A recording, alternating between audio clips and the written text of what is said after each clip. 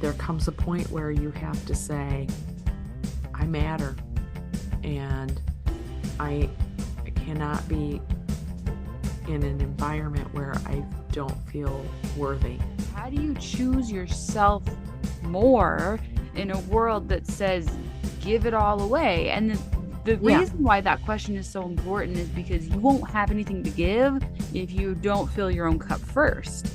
Right. When you choose you are choosing to have more to give. And the more you focus on what it is that you really love, the more that elevates how you perform it. And know that we are creative, expansive, incredible beings, and we are problem solvers. Mm-hmm. We have the ability to bounce back. We have the ability to be inventive and to find resources. We are our greatest resource. I'm all in on me. I need to elevate my own vibrational energy, my love, my heart, my soul, whatever you want to call it. I need to care for that, nurture it to the best of my ability, because that is going to ripple out into the world and affect other people. And if we could all just have more of that self-assurance energy of it's worth it just because I love it.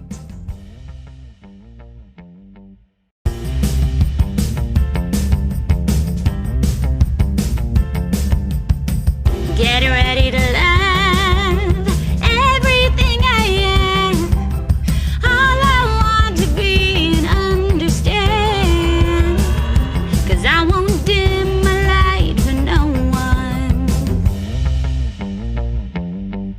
Welcome to Popular, the show that will finally help you be seen and heard, because it's time that you made an impact with your voice. Your voice matters. It's time for you to be seen and heard, and for you to make the difference in the world that you've always wanted to. I'm Carolee Garrison, and I'm here to interview experts on publicity, mindset, leadership, and more, so that we can all discover how we can become our most magnetic selves. At its core, Popular is about knowing your worth, owning your unique superpowers, and using your gifts to make a difference in this world. What it comes down to is that if you are looking outside of yourself to feel important, it will never be enough.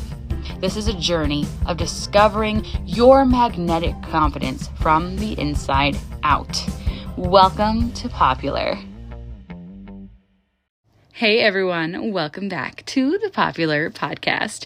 I'm so excited for today's topic and today's incredible guest, because we're going to be talking about how you can use art and creativity and music and all the ways that we express ourselves in these really beautiful modalities to heal grief and pain and transmute our emotions into something that is really beautiful and therapeutic and healing. So today's guest is the amazing Renee Bova. She's a beautiful friend of mine, and I'm so excited to share this conversation with you because it has so much depth, so much beauty, so much meaning. Renee Bova has an unwavering passion for helping others embrace creativity and self-care. As a keynote speaker, she shares her experience and expertise to inspire the healing of the mind, igniting passions, and living a life of impact. Dawn is a multifaceted individual, an internationally collected artist, a 3 times international best-selling author, a nurse practitioner, and an angel mom. Through her weekly podcast, Some SoulShine, Dawn imparts wisdom and tools to guide others on their journey towards a more fulfilling and empowered life. You can find her on social media at Renee Bova and Heartwork by Dawn. Make sure you check out her website, donreneebova.com, and check out all her freebies on her website. I'm also going to put them in the show notes. She has so much to offer, and I know you're going to be so inspired by this interview. So let's dive in. Dawn, I feel like I could talk to you all day, every day. You're the greatest. So before we get too deep into our amazing conversation, I want to hit record so that we can capture all the good stuff. So we were just saying, this thing I heard this one time was that my thermostat is set to chaos. And I feel like you super relate to that, and yours is too. So let's use that as our jumping off point and dive in right there. That sounds great. Yes, because I was replying, yeah, when your thermostat is set at that chaos, when things become normal, your nervous system is going, hey, what's going on here? Where am I? What's happening? What do I need to stir up so that I can be comfortable at chaos? And what I was telling you is I'm really working hard at being comfortable at normal Yeah. so that I don't want any chaos. And that, that leads me to why art and creativity is Mm. such an important part of my life. Oh, I love it.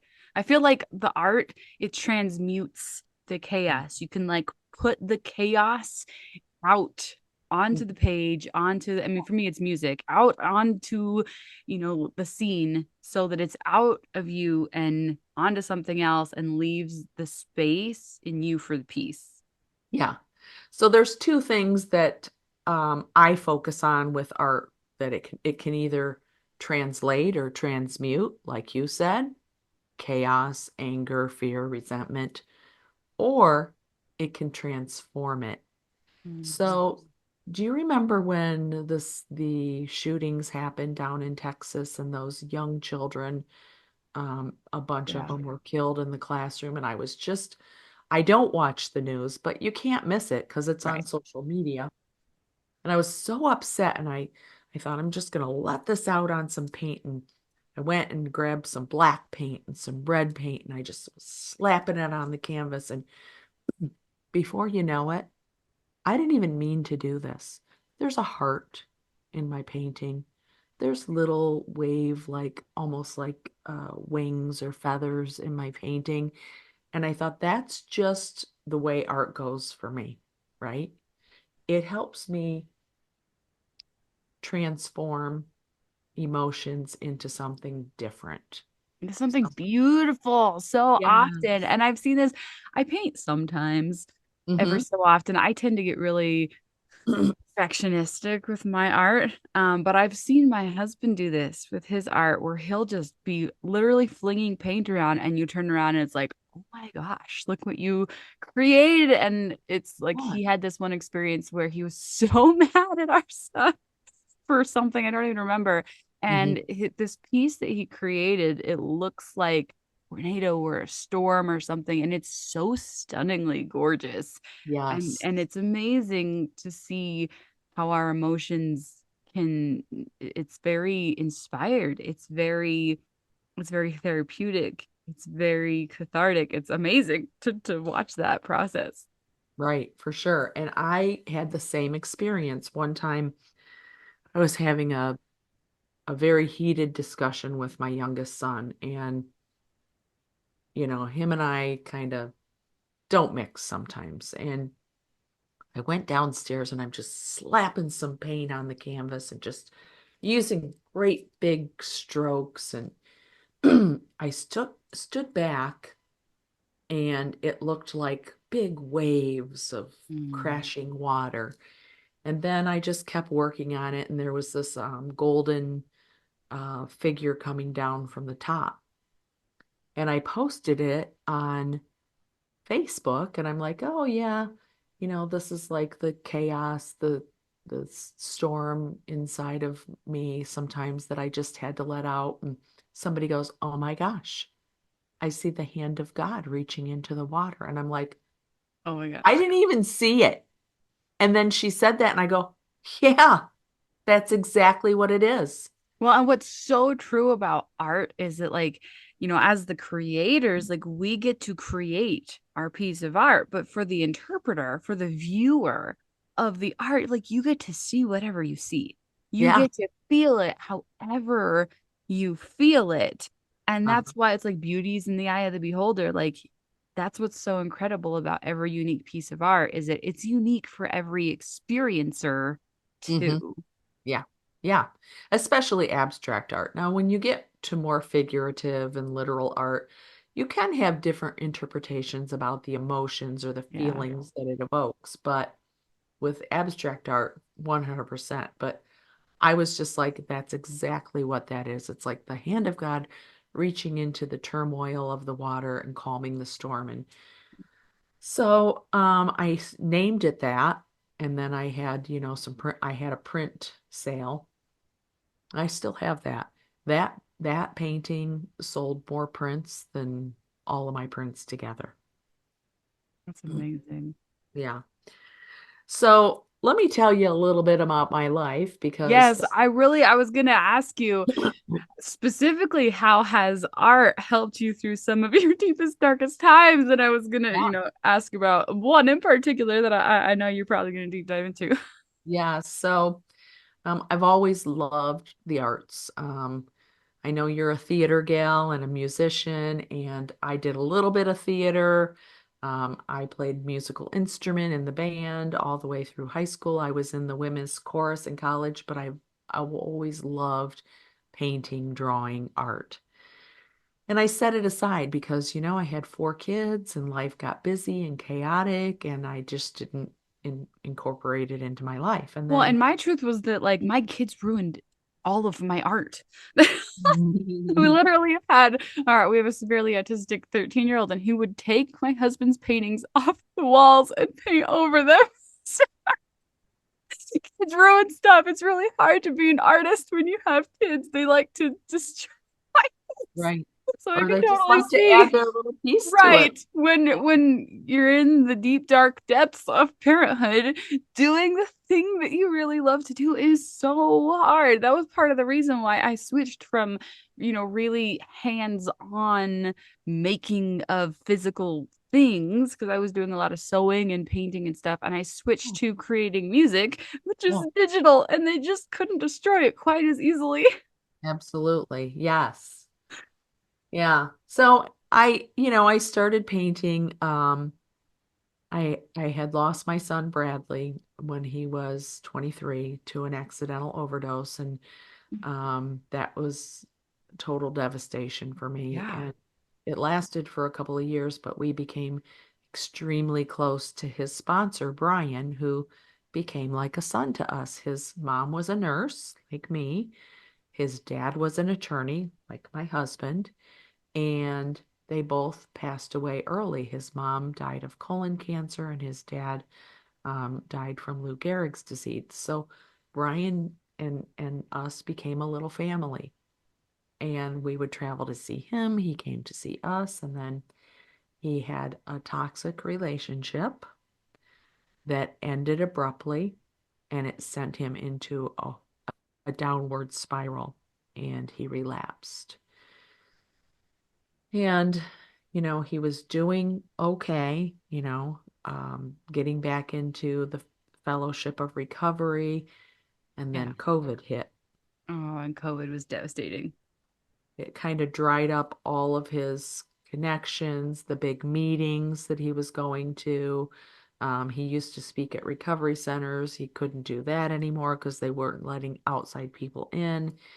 And so he decided to sell his house, and he was going to move closer to his new sponsor. But then for some reason, he decided he would move toward Asheville.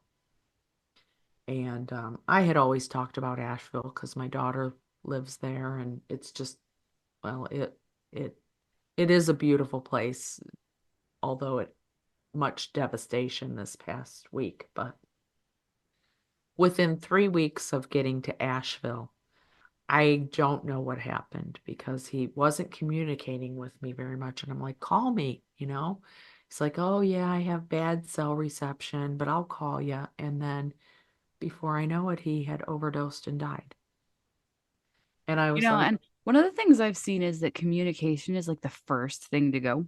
yeah, It really is. It's like when we're not feeling like ourselves, the very first kind of thing that we tend to do is start to shut down and absolutely. not show up for the people who love us. And that's what I do when I'm feeling down, is I stop posting and I stop, and I've seen that with so many people that I love. And Yeah, yeah. And that's exactly what happened. And I was like, oh my gosh, I can't do this again. And I went to my sister's house, and she actually went to the Art Institute of Pittsburgh. And she said, we're going to paint. And I'm like, I'm not painting. No. She goes, oh, yeah, you are. No, I'm not going to paint. I get there. because I just wanted a weekend away from everyone just to chillax. And she had the whole table set up with art supplies, canvases, paint, and I sat there and painted with her for 2 hours. And really, it was the first time since Brad died Hmm. that I was able to sit, be still, engage in an activity, and have complete peace, serenity, um,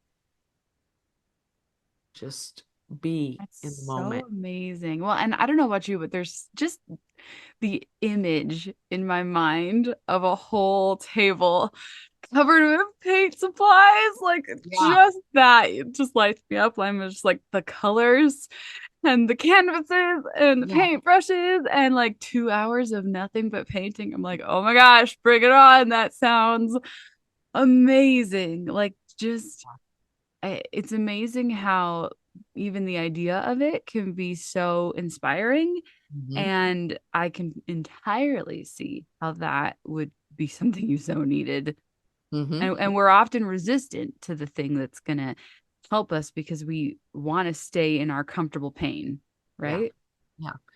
Yeah. I am a giver by nature. And when Brad died, along with working full time, I started volunteering for an organization to help with this epidemic. And I gave hours upon hours upon hours. And the only time I could be still was when I was sleeping because really it was just too painful to sit still. And then I discovered art. So I thought to myself, I'm going to start painting some more. And I started showing my artwork online and people started buying it. And I'm like, huh. And then I had art classes and people came to those. And then people asked me, could you help me with this? And I'm like, okay. So out of that, my little business was born, Heartwork by Dawn. And I've sold a lot of art over the past few years. And It's now so I'm kind of, beautiful. I love it so much, by the way. thank you. And now I'm transitioning into art journaling so that I can guide other people to just have a little practice of doing art because that's really what got me into it in the first place was just sitting still for a little bit every day and doing something just for you. So I have tons of art journals and some of them I look at the stuff in there and I'm like, "Oh my gosh, that's hideous." But I keep them Oh, and because that's the whole point is you're yeah. doing it for you to get it out there. And I love one of the things that I think we were taught from Gabby Miller, which was from Ed Sheeran, was about how, he went into his cabin in the woods and he turned on the water and at first it dripped out brown and mucky and he had to wait for like 30 seconds before it came out clear. And he related that to his writing music and how it took time for him to write good music. It takes time for us to Yeah. develop our skills and we have to get the mucky stuff out first. And that's the same with art and it's the same with music and it's the same with whatever talent or skill or whatever it is you're trying to do. You've got to practice. You've got to get the mucky stuff out first. Yeah. And the more you focus on what it is that you really love, the more that elevates how you perform it. So I did a lot of I'm a nurse practitioner by trade, but I really am I'm an artist. And so I do love research and reading and all that stuff. And I've been reading lately a book called The Body Keeps the Score and how we Mm. hold on to these certain emotions and PTSD within our body and how these creative practices actually do help. And then I had a doctor on my podcast one time, and she's done extensive research and she studied the arts and how that helps with healing the brain.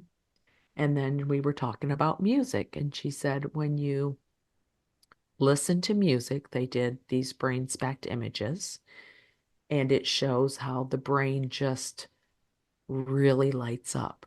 listening to music, think about that, going to concerts, listening to a performance, whatever. But when you actually sing, and it doesn't matter if you're good or bad, when you sing or hum when you're meditating or, you know, just letting your voice out, the brain lights up on fire with these brain spect Mm. images. So there's really something about using that throat to open up the brain. It's just amazing. So I started doing that. I went to some meditation retreats. I journal every day and like I'm all in on me. And I needed to be because, my Love healing that. grief journey does not end. I mean, as long as we're living on this earth, we're going to experience more things. Mm. And unfortunately, that did happen for me because my oldest son developed COVID and he was on a ventilator in Cleveland Clinic, and I thought he was going to die. He ended up getting two pulmonary emboli, and they couldn't get him off the vent, but he made it, came home, and was not in any shape to take care of his kids. His wife was the breadwinner, so I got a babysitter for him. And long story short, my youngest grandson, Willie, who was almost 2, died at the babysitter, and she is now in prison. So And I'm that was literally like national news.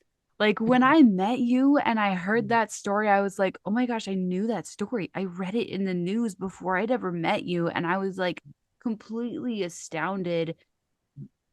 I'm like, Just such a devastating. I'm, and people are like, I don't know why this stuff keeps happening to you. And I'm like, I don't either, but I do know this.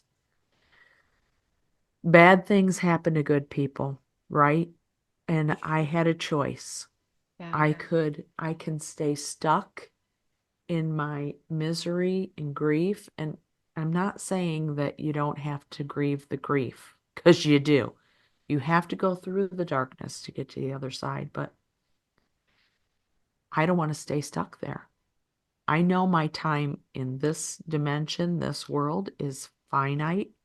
So I want to live my best, most fulfilled, abundant, grateful life. And people think that that's with money. I mean, we were talking earlier. I have I have a very high paying, lucrative job, but I resigned Yeah. because, I had a very difficult conversation with administration and I felt very devalued as a human being and dismissed.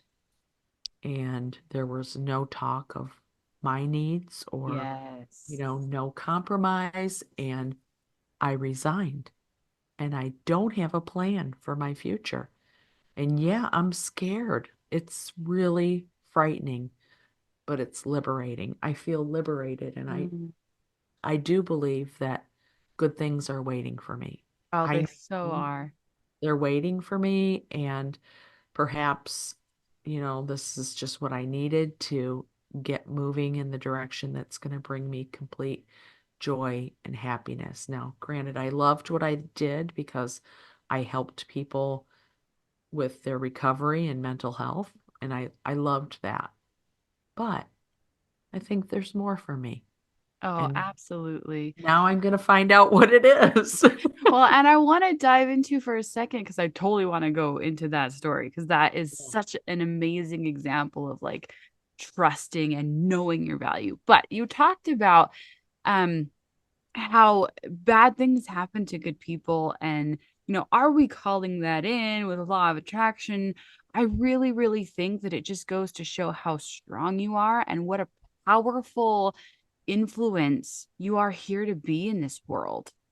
Like you have such a story of strength and resilience, and you have that story to share with the world of knowing who you are, knowing how loved you are, knowing how much strength you have to love the people in your life through Mhm. the hardest things Yeah. even imaginable. Yeah. We are put through the darkest of circumstances, and when we're able to come out on the other side of that, it is powerful. It is strength. It is resilience. It is incredible. And when you have a story like that, Mm-hmm. people look to you so that they can get through their own trials. Right. They Well, really, really do. that's why I would, I mean, I just keep evolving because I was called to do painting and it's so therapeutic and I was selling it and people are buying it. And then I thought, but how can I give this away? How can I help other people with it? And that's when I decided to start this SoulShine Journal Club, Yeah. because it is needed, especially in today's society with, all the catastrophes happening and the sadness and the division with politics and how can we come together as a human race and really love each other and love ourselves most importantly. Yes. What are we doing for us? Yes. How do you choose yourself more in a world that says give it all away? And the Yeah, reason why that question is so important is because you won't have anything to give if you don't fill your own cup first. right. When you choose you, you are choosing everyone else around you. You are choosing to have more to give. Yeah, And it sounds really selfish, like when you're like, no, I just choose me. But when you choose you, you're choosing to have more to give. You're yeah. choosing to enlarge your capacity so Hmm. that you have more overflow for the then giving to other people. Yeah, when you so I listen to Abraham Hicks a lot, and she talks about your vibrational energy, and Mm-hmm. we all are energetic beings, right? Yeah. When my vibrational energy is low, I think of that image of, walking into the room and you can just like, you feel like, ew. Yep. Or on the contrary, walking into a room and you're like, wow. Yeah. Nobody has to say anything, you just feel it. And that's the same with our own vessel, right? I need to elevate my own vibrational energy, my love, my heart, my soul, whatever you want to call it. I need to care for that, nurture it to the best of my ability, because that is going to ripple out into the world and affect other people. Yep. Well, and we teach by example. So when Mhm. we start to understand our own value and our own worth, and we don't have to just be so productive every second of the day, go, go, go, go, go. We can actually just soak in life and Yeah. being and how amazing it is to just be alive. Like we just get to be. How amazing is that?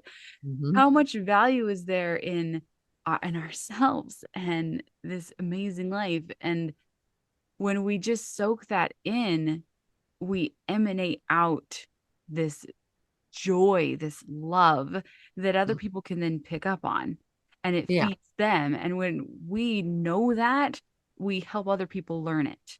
Yeah. We're teaching them by example because they can feel it. They can watch us do it, and then they can learn themselves as they see us do it. They learn it. Yeah. Hopefully that Yeah. makes sense. For sure. Yeah. I Yeah. mean, and I'm a role model for my granddaughter. She lost her baby brother and she was there at the sitter when it happened. So I don't know what she saw because I wasn't there, but and she doesn't really talk about it, but um I started painting with her. Like whenever she's here, we paint together. And, at first she was like just splashing paint around and scribbly lines. And she's 6 now and she's an incredible artist and she loves to paint. And I can feel her joy when she's painting. And now she calls herself an artist. And I'm like, yes, you are an artist. I love it. My Yeah. my son Joshua, who's severely autistic at 13, he loves to paint. And Yeah. he paints one color. The whole canvas is one color. And then Uh-huh. he wants to show it off. And usually he wants to call grandpa and show grandpa. And he's like, Uh-huh. paint. Look, paint. And he's so proud of his painting. And it's so great to watch his joy in the art. And it's so funny because he doesn't care how many paintings he's made that are all the same color, that all, he's just, let me do another one. I'm going to do another one. He could just paint all of them.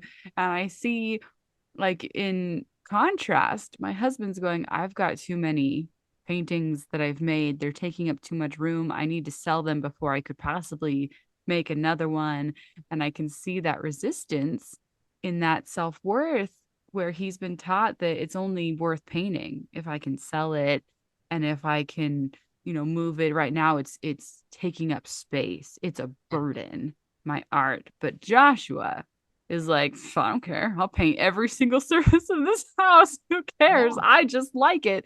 And if we right. could all just have more of that self-assurance energy of like, it's worth it just because I love it. Yeah, absolutely.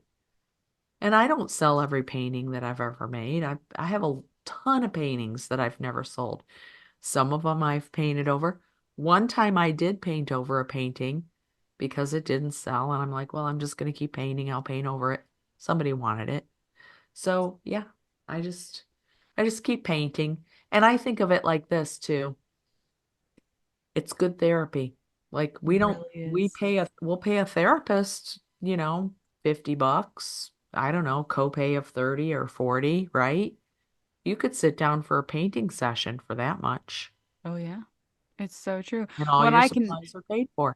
I can 100% see you as, an art life coach, like hybrid, bringing people in and helping them work through all of their grief through art in Hmm. this incredible, just like I said, hybrid mix. And it would just be such a therapeutic approach, especially with your medical background, working through grief, and this even more with what you've been through, because Hmm. how deeply that goes, and Right. how to that it takes time, and you cannot put a deadline on recovering from grief.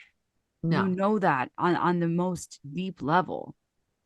I mean, I am, I've been through most of the darkness, but that it'll rear its ugly head, or maybe I don't want to call it an ugly head. It just smacks you in the face at times when you least expect it. Yeah.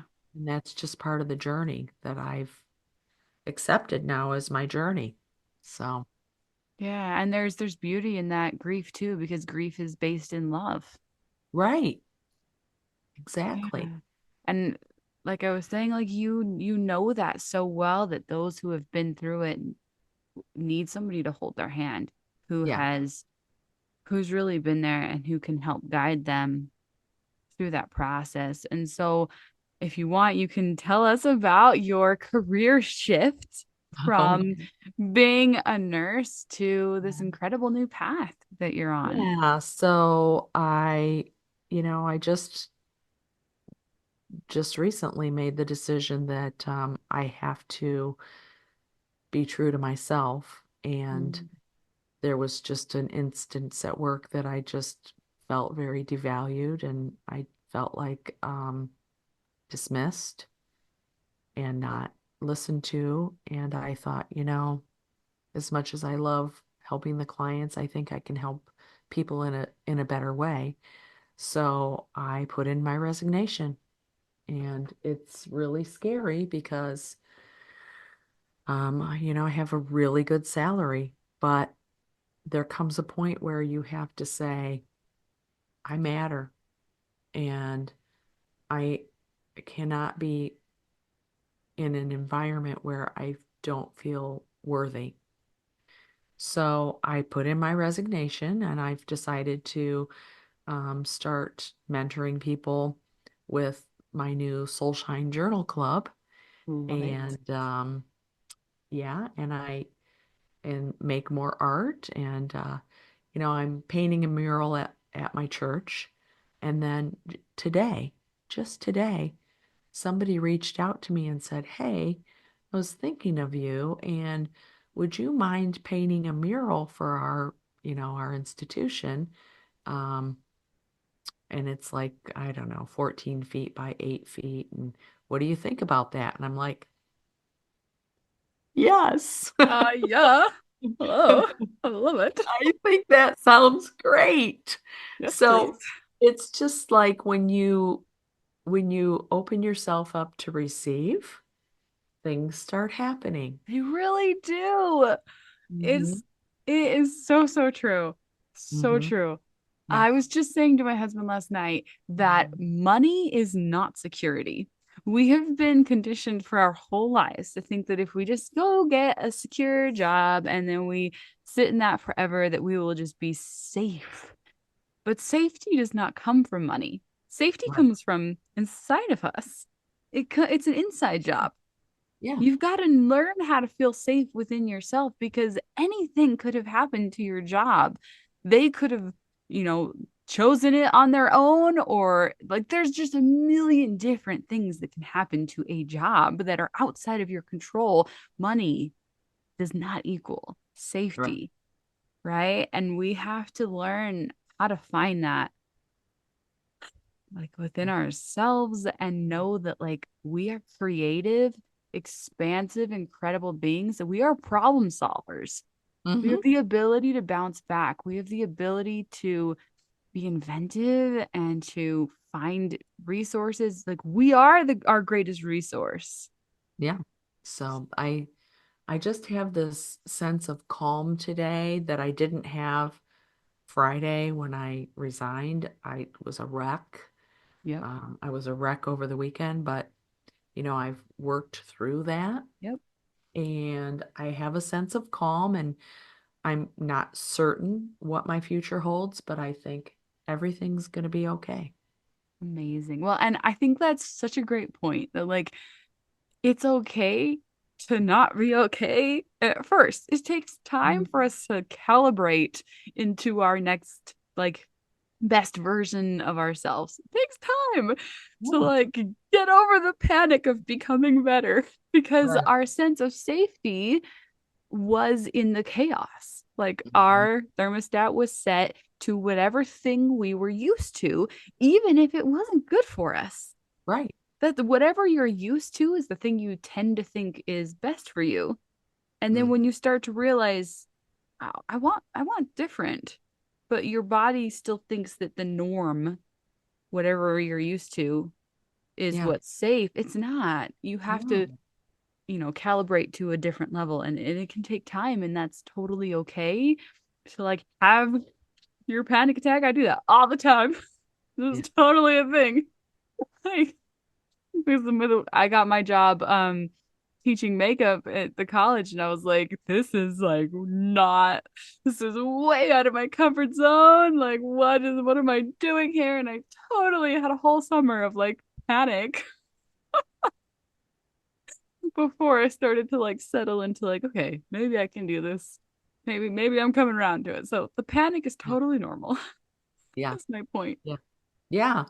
Saying yes to things that are uncomfortable. Somebody else asked me to paint their first kiss at their wedding, and I'm like, yeah, Oh, okay, I can do that. that's And then I beautiful. started after I said yes, I'm like, this is going to be so hard. No, no, I can do it.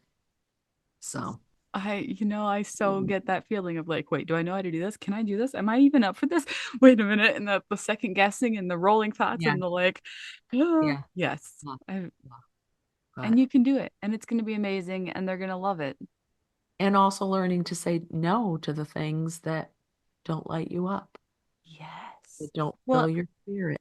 and knowing the difference Yeah, between excitement, nervous up leveling, the panic of I'm up leveling and that scares me and I'm not sure like it can take time to understand. And this is kind of a silly example. At least it sounds silly in my brain. I was at the thrift store because thrift store mhm, shopping is like my favorite thing ever.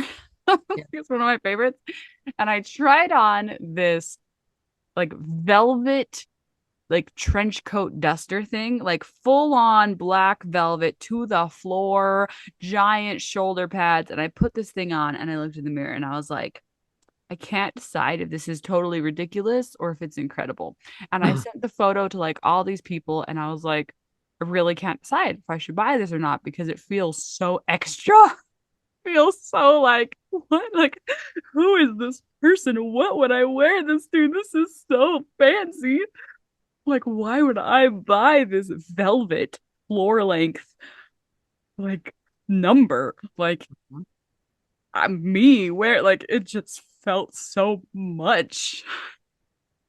So And did you buy it? I did buy it, but it took me hemming and hawing over it for like 20 minutes before I realized that the reason that it felt like ridiculous was the word I was using, was because the energy of this piece of clothing was higher than mine.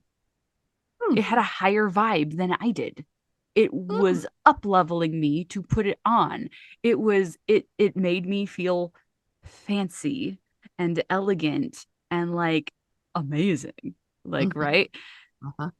And it was that realization that was like, oh, this nervous energy, this panic in putting it on, my brain went to, oh, that's ridiculous. I couldn't wear that. I would look stupid. I would look inappropriate, right? When actually it was an energetic upgrade, right? And it's so you have to be able to tell the difference between what's a nervous, panicky because it's stepping you into your next level and you're not quite ready for it yet. Right. Or it's because it's not right.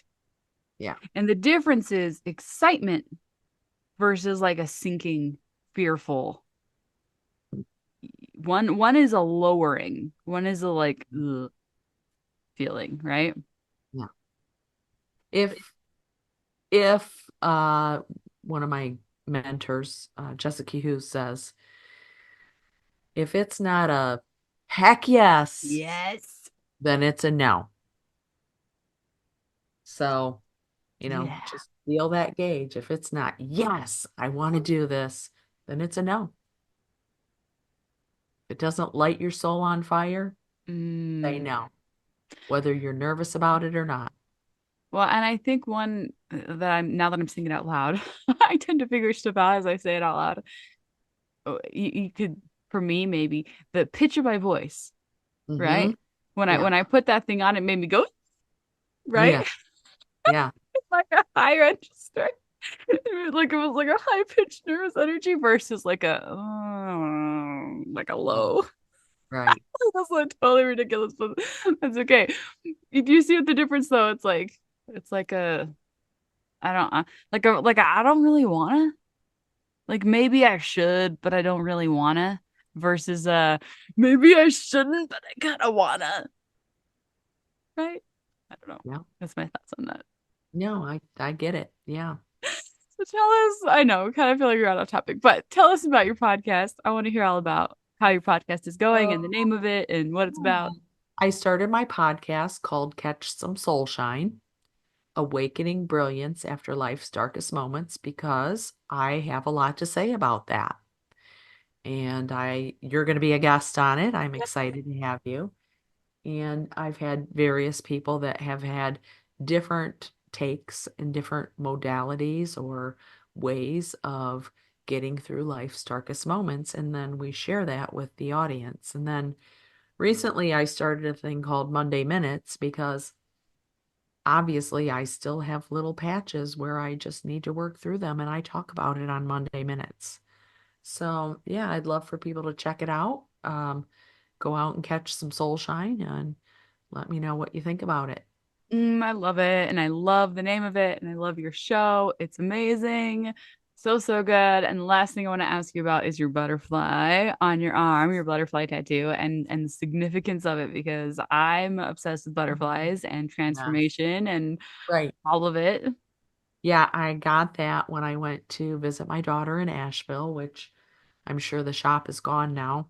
Like half of Asheville is gone, but she has one too. And the butterfly just signifies, rebirth, transformation, beauty, you're in the cocoon and you break free and you're this beautiful butterfly. And I've always loved butterflies. So, and this is actually a monarch butterfly.